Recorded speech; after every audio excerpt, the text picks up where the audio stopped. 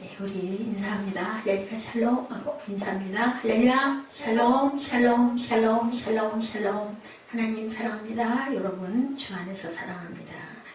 예, 오늘 로마서 8장 24절에서 27절 성령의 기도. 항상 성령님이 우리의 연약함도 도우시고 우리에게 또한 귀한 감동도 주시고 은혜도 주시고 깨달음도 주시고 기도할 바를 모를 때 기도하게 하시고 잘못하는 기도 바르게 바로잡아 주시는 성령님의 기도가 아주 귀하죠. 예, 오늘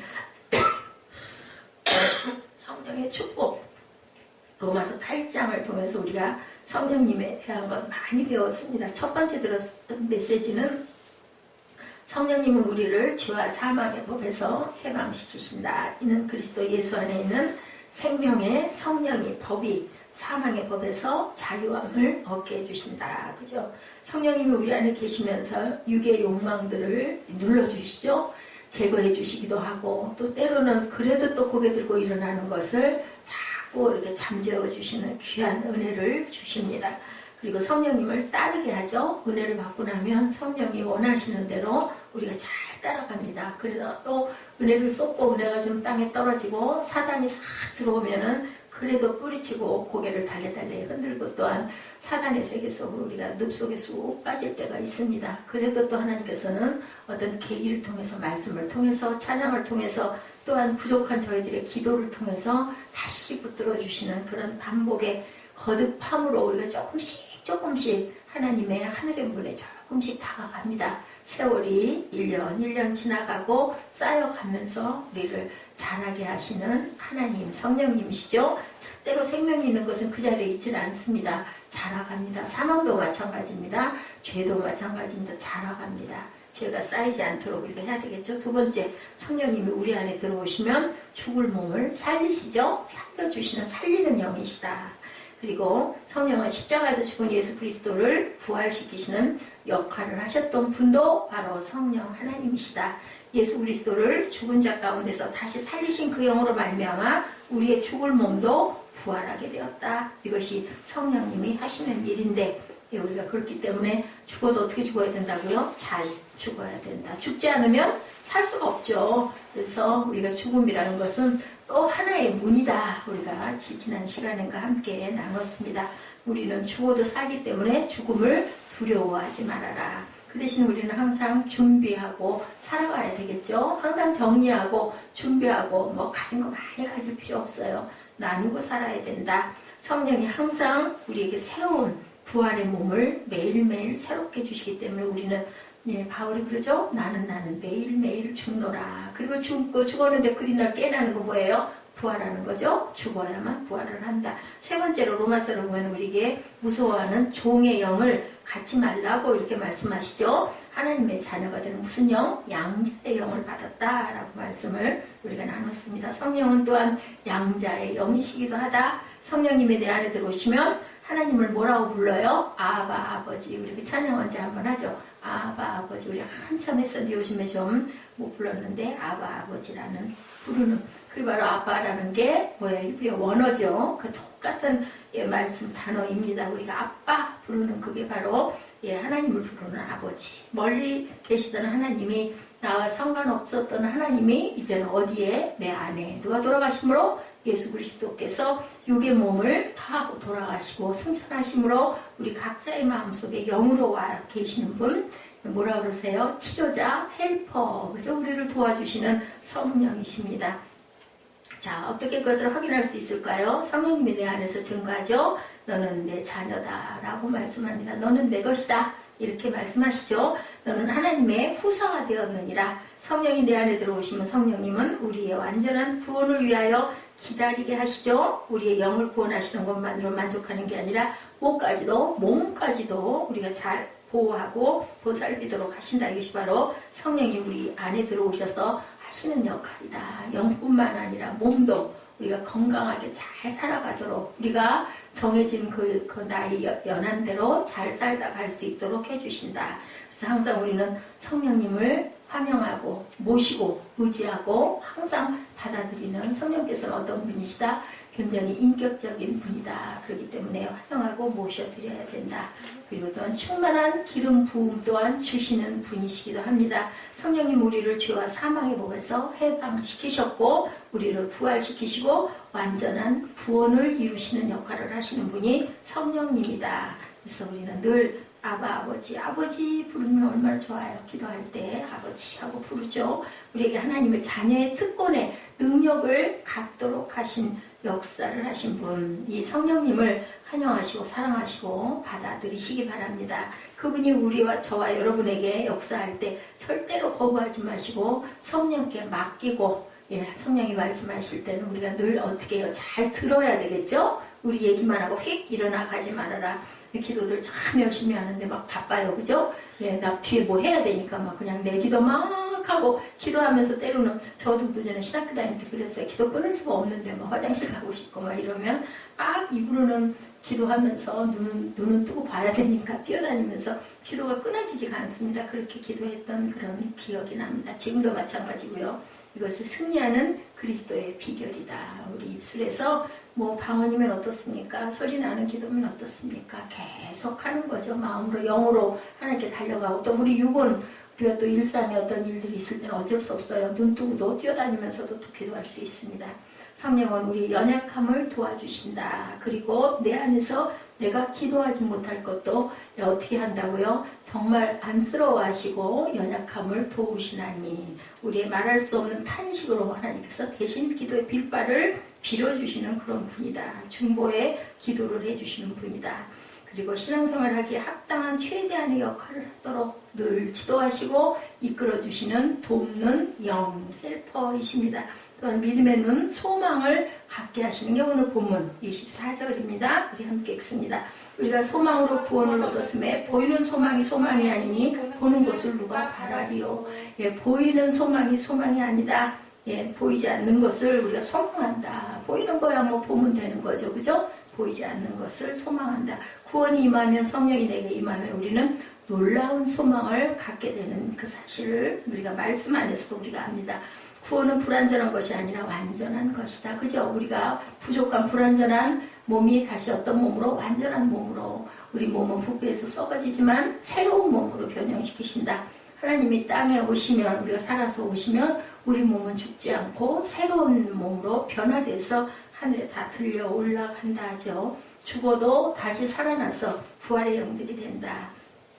구원은 일시적인 것이 아니라 또한 어떤 것이다? 영원한 것이다. 예수님의 구원은 완전한 것이지만 그럼에도 불구하고 구원은 현재적으로 지금도 이루어져 가고 있는 것이다.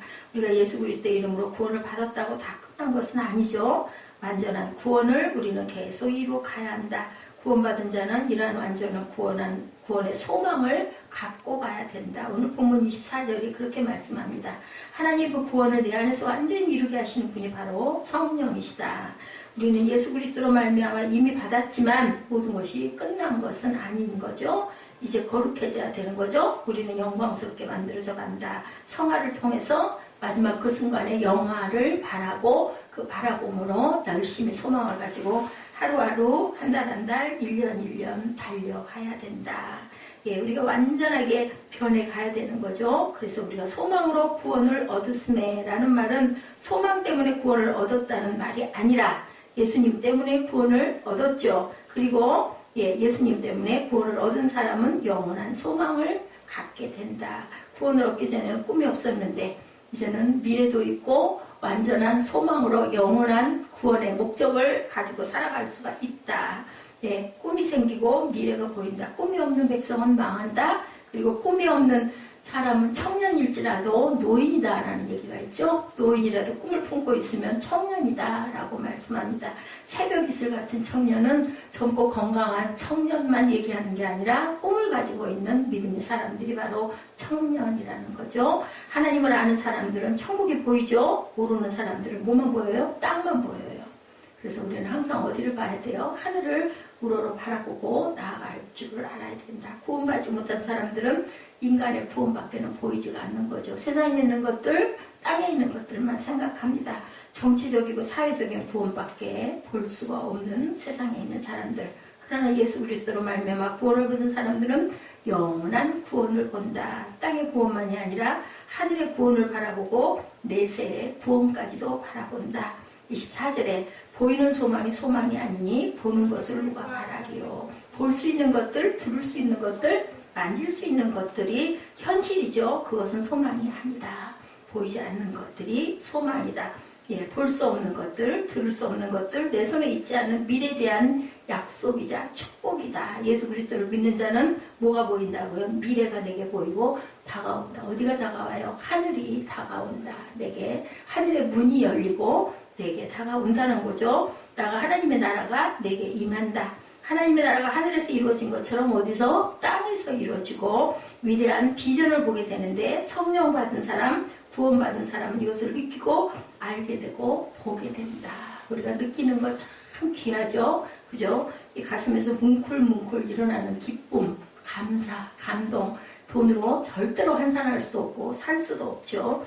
돈 주고 예쁜 옷을 한 번 사면 막 너무 이쁘죠? 기뻐가지고 활짝 웃습니다. 근데 그게 어느 순간 가면 그냥 그러려니 해버리지만 이 하나님이 주시는 기쁨은 똑같은 말씀이고 똑같은 찬양이고 똑같은 우리의 고백인데도 그냥 뭉클하게 아까 같이 기도할 때 울컥 감사가 이렇게 일어나는 거 돈으로 절대 환산이 될 수가 없죠. 소망은 소망이 아니라 현실일 뿐인 거고 진짜 소망은 뭐예요? 감추어진 미래. 그 미래를 믿음의 눈으로 볼 줄 아는 그것이 바로 온전한 소망이다. 세상에 눈에 보이는 것들은 그냥 내가 뭐가 갖고 싶고 내가 뭐가 먹고 싶고 그건 찰나적인 거죠. 물론 또 그것도 필요하겠지만 에스겔과 사도 요한이 보았던 바로 하늘나라를 믿음의 눈으로 보는 것, 그것이 바로 우리에게 다가오는 새하늘과 새 땅이라는 겁니다. 하나님의 예수 그리스도를 통해서 이 세상을 심판하시는데 예수 그리스도를 우리는 항상 기대하고 대망한다. 그래서 그 말 있죠? 메시아 대망, 메시아 약동. 그 메시아를 유대인들은 잘못 생각을 했던 거예요. 이 땅에 올 메시아 임금은 어떤 사람이다? 아주 돈도 많고 아주 능력도 출중하고 모든 걸 우리에게 다 줄 수 있는, 세상에 뭐를 원했어요? 부와 지위와 명예를. 그래서 내가 정말 이 로마에 의해 억눌리면서 우리가 좀 풀려나야 되겠다 이런 생각을 했는데 그만 오셨던 예수님은 너무 연약하고 볼품없고 가난하고 초라하고 그리고 있는 곳이 아닌 없는 곳만 찾아다니시는, 건강한 사람이 아닌 아픈 자들만 찾아다니시고 기적을 행하시는 그런 예수님이었죠. 그래서 네가 무슨 하나님의 아들이냐, 그러면 십자가에 못 박을 테니까 너 거기서 뛰어내려봐라. 이게 마지막 시험이었던 것 같아요, 제가 생각할 때는. 근데 그 시험마저도 몸을 들임으로 통과가 된 예수님이죠. 그랬기 때문에 다시 살아나신 거죠. 사망이 없었다면 부활이 있을 수가 없다라는 것. 하나님의 백성이 들음을 받는 이 소망, 현재 받는 고난은 어디요? 장차 올 영광과 좋게 비교할 수 없는, 이것을 누가? 예수님께서 온전하게 몸으로 실천하셨다. 자, 소망이 있는 자의 삶은 기독교인은 자살할 이유도 없고 자살할 수도 없다. 그러면 기독교인이 자살한 것은 뭘까요?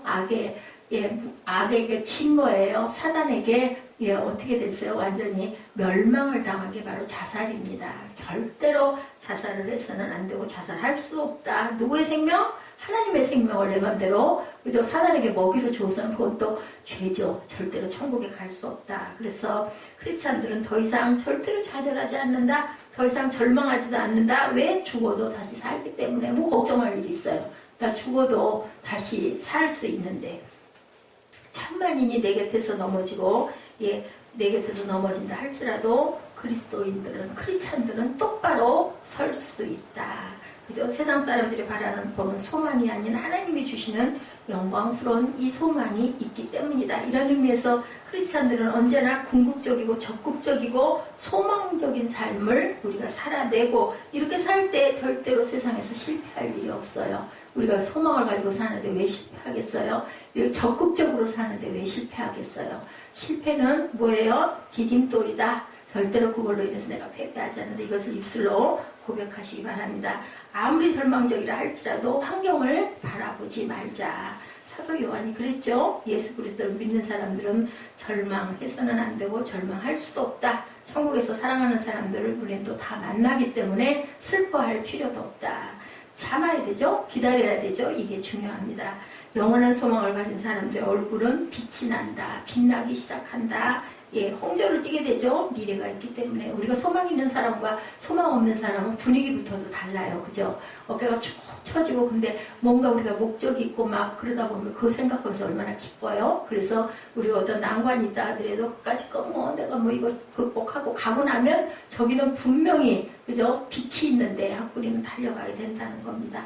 아무리 고달프고 절망적이어도 우리는 뭐를 쳐다보고 하늘을 쳐다보고, 구름이 잔뜩 끼고 먹구름이 끼어 있어도 그 뒤에 뭐가 있어요? 푸른 하늘이 있는 걸 우리는 압니다. 언제까지나 저렇게 먹장보림이 절대 덮여있지 않거든요. 그게 거치지 않습니까? 우리가 요즘에 춥지만 조금 있으면 또 어떻게 새봄이 온다는 거 분명히 믿잖아요. 분명히 오니까. 이런 것처럼 하늘은 우리를 바라보고 계신다. 하나님께서는 분명히 역사하고 계신다라는 거죠. 예수 믿는 사람하고는 전혀 상관이 없는 행동을 했던 분이 계신다면, 이래서 우리가 회개하고 우리가 바뀌어야 된다. 예, 그리스도인들의 관심은 5%의 가능성과 1%의 가능성에 두고 기도와 성공과 소망을 가지고 세상을 향해서 밀고 나가야 된다. 99%가 불가능하다 할지라도 그 1%를 우리는 믿고 가야 된다. 그럴 때 하나님께서는 우리에게 그 소망을 이루어 주시는 거죠. 무엇으로? 믿음으로. 자, 이런 얘기가 있네요. 한국 사람들은 배고픈 것은 참는데 배 아픈 것은 참지 못한다. 사돈이 빵을 사면 배가 아프다고 그러죠. 예, 남이 잘 되는 거 참지 못하고 말 한마디를 해도 상처가 되게 한다는 거죠. 이런 분이 우리 크리스찬들에게는 없어야 되는데, 제가 오죽하면 그 얘기했죠. 교회에 모이는 사람들이 온전한 사람이 어디 있겠어요. 다 부족한 사람들이죠. 사람이 온전한 사람이 어디 있겠어요. 그렇게 많은 가구들이 모여 있는데 크면 클수록 더 많을 것 같아요. 문제가 왜 없겠어요. 그렇게 모여 있는데, 모두 다 바글바글 모여 있는데, 교회가 문제가 없는 교회는 초등교회 때부터도 없었어요. 우리가 교회 공부 쭉 해서 왔지만 어느 교회는 다 문제는 있습니다. 그것도 우리가 뭘로? 사랑과 긍휼로 감싸고 북돋아주면서 고쳐가야 된다. 사랑밖에는 없다. 생명을 살리는 거는 비판하고 정죄하고 해봐야 뭐만 돼요. 깨지는 역사만 일어나기 때문에. 우리 눈은 어때요? 잘못된 것들만 얼른 눈에 띄잖아요. 잘된 부분은 그냥 당연하려니 예수 믿는 사람은 당연히 그래야 되지 하면서 아닌 부분만 보이는 게 문제다. 그걸 우리가 항상 포용할 줄 아는 마음을 주옵소서 하고 기도해야 된다. 이렇게 된다면 장사를 하는 사람도, 공부를 하는 학생도, 직장에 나가는 직장인도, 가정에서도 모든 것들이 아름답게 합력하여 선이 될 줄 믿습니다. 그리고 또한 우리는 기다림의 축복을 받을 줄 알아야 되는데, 25절이죠. 만일 우리가 보지 못하는 것을 바라면 뭐로? 참음으로 기다릴지니라 라고 이렇게 말씀하고 있습니다.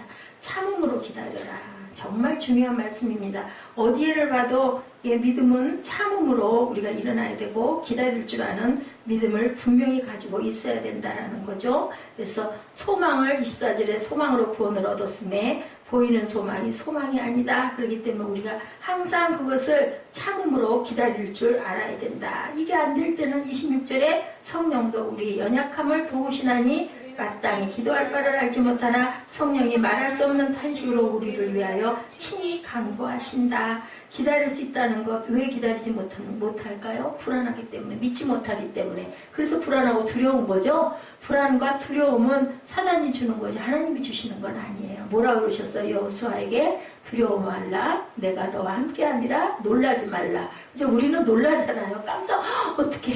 그럼 뭐 깜짝 놀라면 그 다음에 뭐가 따라와? 어떻게? 이거 어떻게? 이렇게 따라오죠? 예, 그럴 때 우리가 두려워할 때 하나님께서는 두려워하지 마, 놀라지 마. 내 있잖아, 내가 해줄게. 아유, 얼마나 좋아요. 해준다는데, 옆에서 해주겠다는데. 그런 사람이 있으면 우리 걱정 없잖아요. 예, 저 현수막 달려고 하는데 내가 못 달거든요. 그럴 때 아이고 이거 어떻게 할 때 걱정 마. 내가 그래서 요즘에 그런 얘기 있더라고. 키나리 아저씨. 항상 선한 마음으로 도와주는 그러한 존재 누구실까요? 성령 하나님. 조금 빗나가지만 성령 하나님은 우리에게 정말 영원한 키나리 아저씨구나. 제가 그런 마음이 들었습니다. 신앙인의 제일 큰 적은 조급함이다. 기다릴 줄 알아야 된다. 오래 참을 줄 알아야 된다. 우리나라 사람들이 제일 못하는 게 그 기다리는 거 못하죠. 저도 그런데 엘리베이터 눌렀다가 얼른 안 되면 두 번, 세 번, 10번 눌러요. 그런다고 문이 빨리 열리지도 빨리 닫히지도 않아요. 근데 그렇게 됩니다. 그래서 우리는 잘 참아야 된다. 자, 어때요? 어떤 사람 기도의 응답도 당장 이루어져야 돼. 안 되면 고래고래서 고함 치죠. 누가 그랬어요? 이스라엘 백성들이 그랬죠. 그 생각납니다. 어찌하여서 우리를 이 광야에서 죽게 했냐. 차라리 애굽에 놔두면 실컷 먹을 것도 먹고 거기서 그냥 애굽 종살이 할 때가 낫는데 이제는 이 광야에서 우리를 죽게 하냐고. 결국은 입에 그 고백대로 죽는 역사가 일어나죠. 40년 동안을 하나님께서는 그들이 다 죽을 때까지 놔뒀다가 이세대와 여호수아와 칼렙을 데리고 가나안을 향해서 진격하게 하신 하나님. 성경 보면은 우리 구약을 보니 신명기도 그렇고 여호수아도 그렇고 하나님의 역사, 하나님의 시간에 하나님은 꼭꼭 이루시고 거기에 우리 하나님의 백성들은 잘 따라가는 녀석은 데리고 가고 아닌 녀석들은 다 그냥 너희들 네 하고 싶은 대로 하다가 떠들다가 그냥 거기서 그냥 예, 그렇게 놓고 가시는 하나님. 정말 무서운 하나님이시고 두려운 하나님이신데 또한 우리가 말만 잘 들으면 사랑의 하나님이다. 예, 죽을 목숨도 또 아들까지 보내서 살려주시는 그런 좋으신 하나님이죠. 그래서 기다리면 축복이다. 기다릴 수 있는 것은 축복인데 절망과 소망이 있는 사람은 진짜를 얻기까지는 가짜를 절대로 취하지 않는다라는 것. 진정으로 사랑하는 사람을 얻기 위해서는 적당한 사람은 절대 안 취하죠. 예, 진짜를 찾죠. 그죠? 아유, 아직 아니야. 우리 더 기다려.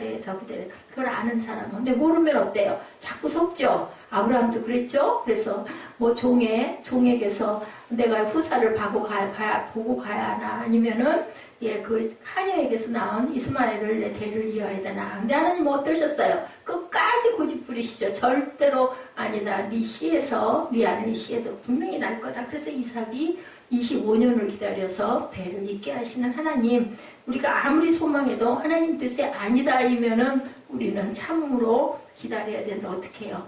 참음으로, 오래 참음으로, 어떻게 침묵함으로 기다려라. 우리가 떠들어대면, 소란을 떨어대면 결국은 하나님은 더 잠잠하시다라는 것을 우리가 우리 말씀에서 또 여호수아 아이성을 통해서 우리가 배웁니다. 로마서 5장 3, 4절이죠. 다만 이뿐 아니라 우리가 환난 중에도 즐거워하는 이는 환난은 인내를, 인내는 연단을 소망을 이루는 줄 알미로라. 환난이 왔을 때 우리가 인내해야 되고 그리고 그 연단을 통해서 소망을 이루고 가게 한다라고 말씀하죠. 그렇지 않은 환난이 오면 신이 난다는 거죠. 고난이나 핍박이 오면 눈이 빛나고 몸이 신나게 움직이는 사람들이 온전한 크리스찬들이다. 환난이 오면 하나님께 소망 주시겠네 라는 것을 안다. 예, 믿음과 은혜가 충만한 사람일수록 신나한다는 거죠. 우리 공부 잘하는 학생들 어때요? 중간고사 오면 은근히 기다리지 않아요? 예, 저도 썩 잘하지는 못하기도 했지만 그래도 아주 외우는 거 열정으로 외웠거든요. 그래서 시험 때가 되면 은근히 신났어요. 왜냐면 낮에 자유하잖아요. 일찍 시험 보고 오면은 편하게 그 잠, 꿀밤 같은 낮잠, 단잠 2-3시간 자는 게 얼마나 기다려졌는지. 그리고 또 열심히 공부하고 시험 보면서 그 아는 거 쓸 때 얼마나 쾌감이 와요. 근데 만약에 공부 안 한 학생은 무섭잖아요. 두렵잖아요. 어떻게 좀 컨닝을 할까 이러다가 또 때가닥 잡히죠. 절대로 그 보면 컨닝 페이퍼 만드는 그 수고를 하려면 차라리 외워라 하는데 안 하죠.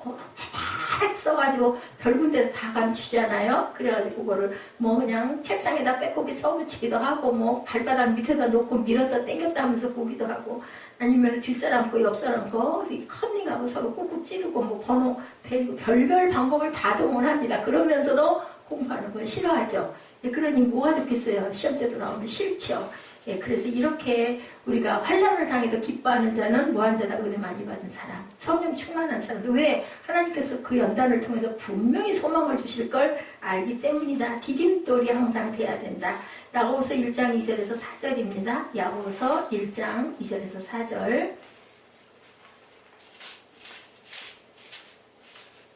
우리 함께 합독합니다. 내 형제들아, 너희가 여러 가지 시험을 만나거든 온전히 기쁘게 열기라. 이는 너희 믿음의 시련이 인내를 만들어내는 줄 너희가 알미라. 인내를 온전히 이루라. 이는 너희로 온전하고 구비하여 조금도 부족함이 없게 하려 합니다.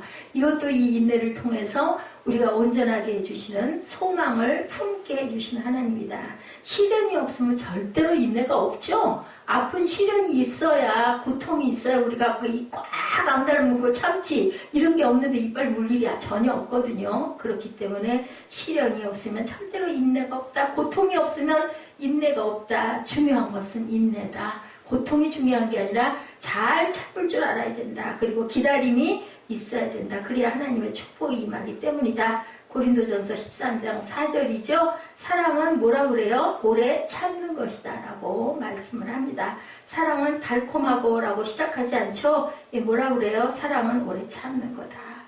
사랑이란 오래 참고 사랑하기 때문에 기다리는 거다. 그렇다도 그것을 당장에 고치려고 하지 말아야 되는 건 신혼부부들의 그 잘못됨.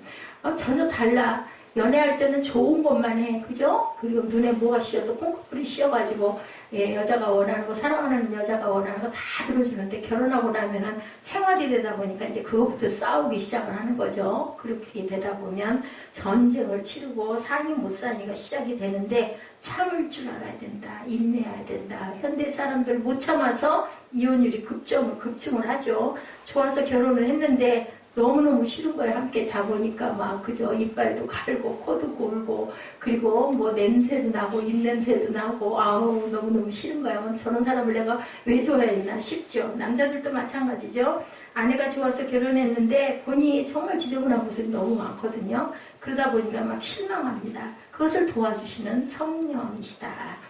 이와 같이 성령도 26절입니다. 성령도 우리 연약함을 도우시나니 우리가 마땅히 빌 바를 알지 못하나 오직 성령이 말할 수 없는 탄식으로 우리를 위하여 친히 간구하십니다.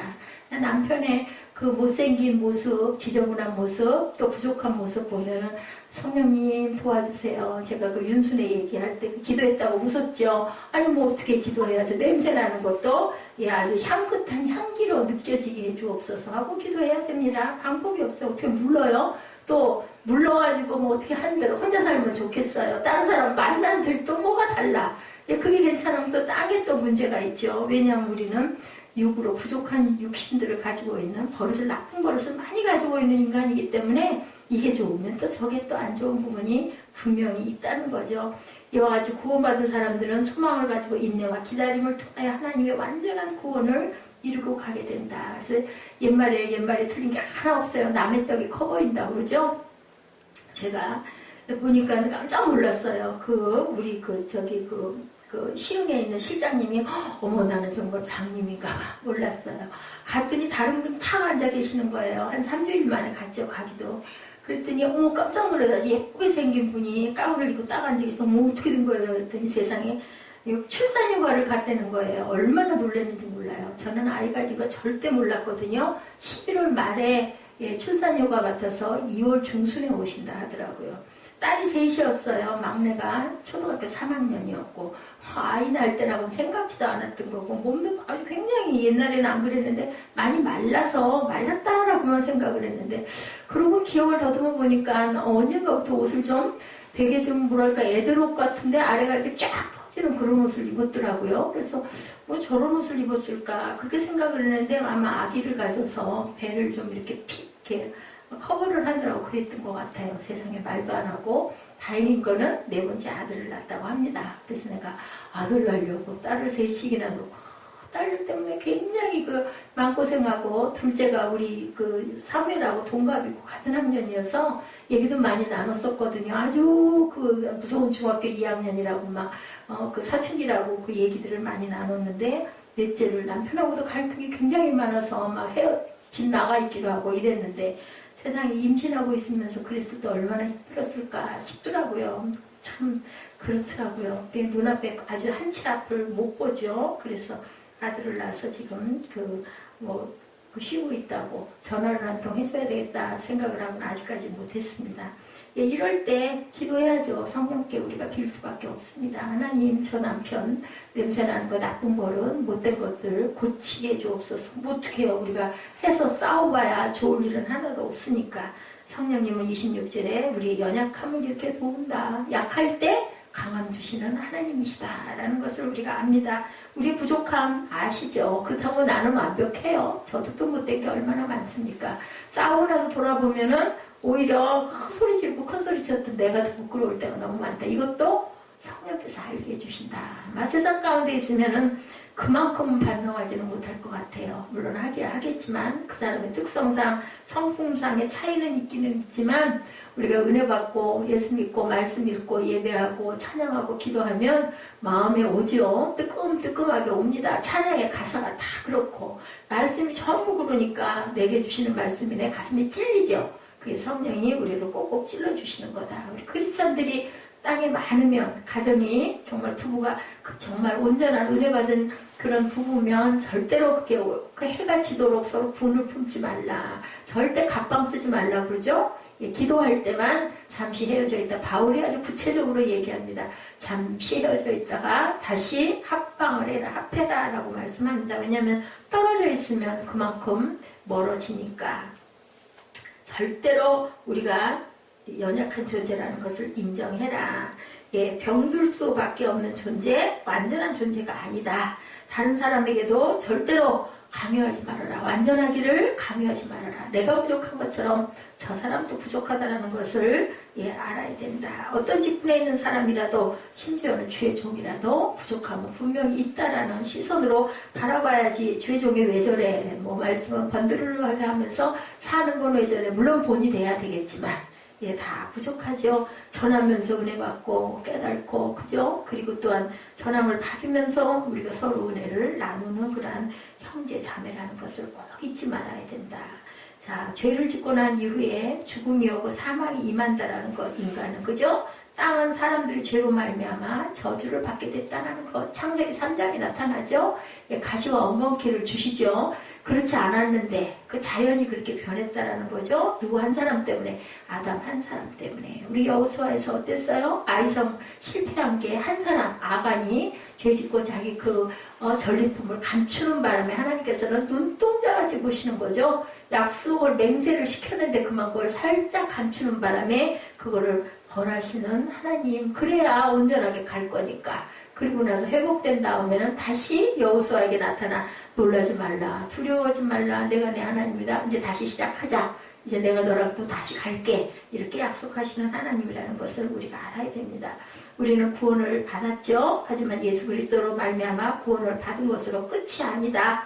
현재적으로 구원을 받아야 하며 미래의 구원을 완성해야 된다. 내가 지금 구원받았지만 미래의 구원도 완성하고 가야 된다. 구원의 완성을 누가? 내 안에 계신 성령께서 나를 통하여 온전히 이루어 주실 줄 믿습니다. 해야 된다. 그래서 26절에 이와 같이 하고 시작이 됩니다. 보면. 그래서 이런 거 앞에 초두에 나오는 문구가 굉장히 중요하다. 우리가 원어를 안 보고 번역된 우리가 한국 성경을 보기 때문에 그런데 이런 앞에 나오는 뭐 그러함으로 아니면 그래서 이런 말들이 굉장히 중요하다. 이것은 탄식을 의미합니다. 이와 같이 성령도 우리의 연약함을 도우시나니 어떻게 해요? 25절에 바라면 참음으로 기다려야 된다. 이것이 이와 같이 성령도 탄식을 한다. 22절에 첫 번째 탄식이 나오죠. 22절에 피조물이 다 이제까지 함께 탄식하며 함께 고통을 겪고 있는 것을 우리가 아느니라 이렇게 얘기합니다. 피조물이 탄식하며 구원을 요청했죠. 죄로 말미암아 이 세상은 저주를 받았고 환경은 오염되고 지구는 몸살을 앓고 있고 신음을 한다. 인간이 구원받기를 원하는 것처럼 환경도 구원받기를 원한다. 그래서 우리는 사람만 구원의 길로 인도할 것이 아니라 자연도 우리가 보호할 줄 알아야 된다. 그린 크리스찬이 돼야 된다. 이것이 바로 피조물들의 탄식이다. 뭘 기다린다고 그랬어요? 우리 지난번에 말씀에서 우리 함께 나눴죠. 목을 빼고 기다린다고. 자연이 우리가 어떤 사람이 되기를 온전한 하나님의 자녀가 돼서 내가 하나님께서 지어주신 이 자연이 그것을 잘 사용하고 감으로 그 자연도 기뻐한다는 거예요. 우리가 악을 행하고 갈 때 자연도 버려진 자연이 된다고요. 환경 오염, 폐수, 그죠? 그런 것들 전혀 양심의 가책이 없이 하다 보면은 자연이 전부 다 병들어가기 때문에 탄식하겠죠. 그것을 우리가 깨달아 알아야 된다. 피조물들은 자신들을 구원해줄 하나님의 아들들이 나타나기를 간절히 바라고 있다. 피조물들은 썩어짐의 종로로 타전돼서 해방돼서 하나님의 자녀들의 영광스러운 자유에 이르게 되는 소망을 가지고 있다. 사람뿐만이 아니라 자연도 목을 빼고 기다리가 있다. 탄식하시며 기도하고 계신다. 23절 이러한 탄식을 하는 또 한 사람을 보게 되죠. 그뿐 아니라 또한 우리고 성령의 처음 익은 열매를 받은 우리까지도 속으로 탄식하여 양자될 것 곧 우리 몸의 속량을 기다리느니라 라고 얘기합니다. 예, 피조물도 탄식을 하고 성령을 받은 사람들도 탄식을 합니다. 성령 받은 사람들의 탄식은 우리의 영의 구원뿐 아니라 몸의 구원을 위하여 우리가 탄식을 해야 된다. 그리고 직접 그것을 성령께서 대신 탄식하신다는 거죠. 말할 수 없는 탄식으로, 통곡으로, 신음으로 우리를 위하여 간구하신다. 신음하는 사람 어때요? 너무 고통스러워서 도저히 어떻게 할 수가 없어. 이를 물어도 소리가 나죠. 너무 아프니까. 정말 아픈 건 무서운 거예요. 그죠? 차라리 그냥 꼴까닥 얼른 그냥 하나님이 딱 데려가셨으면 그게 차라리 낫지. 그거 어떻게 견디냐. 그러니까 신음이 나올 수밖에 없는 거죠. 이렇게 성령께서 말할 수 없는 탄식, 너무너무 그게 고통스럽고 너무너무 인간의 죄가 아파서 성령께서는 이렇게 말할 수 없는 탄식으로 우리 빌바를 대신 빌어주신다라는 거죠. 그분이 우리 안에서 탄식하고 기도하신다. 몸부림을 치며 신음하며 나의 완전한 구원을 위해서 기도하신다. 그래서 기도하지 않는 사람은 마음이 어때요? 무겁고 답답하다. 성령님의 탄식하시기 때문에 그렇다는 거죠. 오늘 우리 저와 여러분의 영혼이 기뻐서 뛰어놓으시기를 바랍니다. 뭐 하면서? 기도하면서. 그래서 그런 그 성령 춤도 나오는 거예요. 기도하다 나중에는 그냥 온몸으로 하나님을 찬양하죠.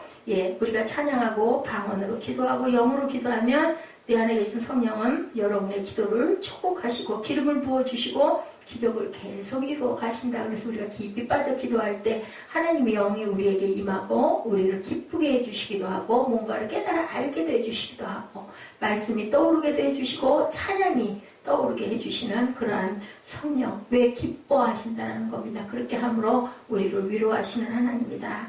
우리가 아이들이 아플 때 기도하죠. 하나님 제 생명을 거두어서 저 자식을 살려주옵소서. 부모가 오죽하면 그렇게 기도합니다. 똑같이 성령께서도 그렇게 기도하신다. 나는 죽어도 좋으니 저 녀석 좀 살게 해주시옵소서 하는 기도하는 부모의 마음과 같다. 우리에게 중보기도를 하는 축복이 저와 여러분에게 친구를 위해서, 가족을 위해서, 나라와 민족을 위해서 북한에서 지난번에 제가 전했던 것처럼 정말 고통받고 있는 그 말로 얘기할 때 어머나 어떻게 하지만 정말 당하는 사람들은 어떨까요? 그러니 우리는 거꾸로 우리는 얼마나 축복이냐고요. 우리가 원해서 이 자리에 있고 여기서 살고 있는 게 아니라 이렇게 이루어진 거잖아요. 그것도 하나님의 은혜고 하나님을 알게 된 것도 감사고 이렇게 예배할 수 있고 함께 나누며 웃을 수 있는 것도 얼마나 감사한가. 27절에 마음을 감찰하시는 이가 성령의 생각을 아시나니 이는 성령이 하나님의 뜻대로 성도를 위하여 간구하십니다. 성령이 누구의 뜻대로? 중요하죠. 하나님의 뜻대로. 사단의 영은 사단의 뜻대로입니다. 마음을 감찰하신 하나님은 성령의 생각을 아시죠. 성령의 생각은 100% 하나님과 일치하기 때문에 성령 하나님이십니다. 성령께서 우리를 위하여 기도하실 때 하나님의 뜻에 맞게 우리가 못 깨달았을 때도 방언 기도할 때도 깨닫게 해주시고 방언으로 열심히 기도하다 보면 하나님의 뜻을 알게 해주신다. 기도하는 것 정말 중요합니다. 성령은 고통을 겪고 있죠. 탄식을 하고 계십니다. 우리 입을 열어서 기도할 때, 찬양할 때 하나님께서 성령께서 우리와 함께 동행하신다. 우리가 항상 기도함으로 말미암아 성령이 기뻐하시고 즐거워하게 되시면 일할 수 있는 축복, 우리가 힘낼 수 있는 능력을 받는 축복, 감사할 수 있는 축복이 임한다는 거죠. 기도하지 못했을지라도 불완전한 기도라도 일단 시작하면 성령께서 고쳐주신다. 어떻게 해요? 어떤 사람은 막 죽게 해달라고 망하게 해달라고 기도하는 그런 사람들도 있습니다.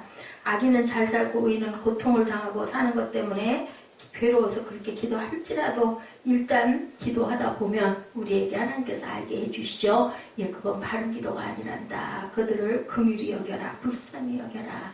대신 빌어주신 하나님. 중요한 건 우리가 입을 열어서 기도할 줄 알아야 된다. 입술을 일단 떼야 되는데 우리가 어떤 마음에 눌림이 있을 때 어때요? 입이 안 열리죠. 기도도 안 나오고 찬양도 안 나오고 시기에 빠져 있을 때도 있습니다. 그럴 때 우리는 딱 저는 그랬던 적들이 있어요. 그냥 정말 입이 안 떨어져. 시작이 안 돼. 그래도 그거를 극복을 하고 이기고 입술이 열리면 그 다음에 뭐가 나와요? 눈물이 쏟아지죠. 그러면서 우리가 회개도 나오고 간구도 시작이 됩니다. 이것도 성령께서 우리에게 말할 수 없는 탄식으로 우리를 위해 대신 마음이 일어나게 빌어주고 계신다라는 것.